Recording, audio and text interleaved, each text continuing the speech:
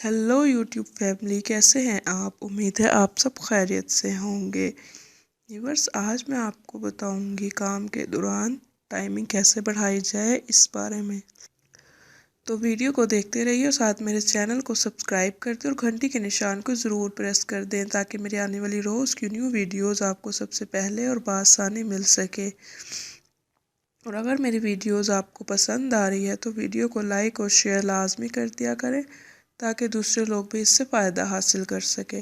तो चलते हैं मेरे आज के स्पेशल टॉपिक की जानिब।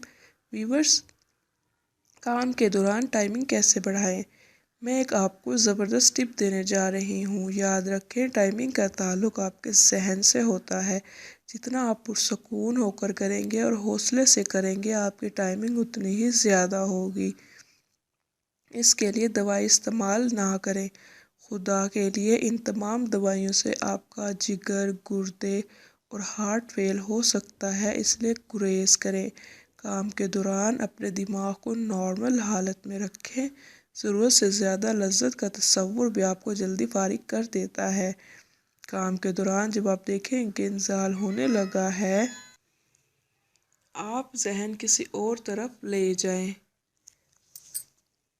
लेकिन बीवी को तवज्जो ना बी आप अपना जहन किसी और तरफ ले जाएं लेकिन बीवी की तवज्जो ना हटाएं।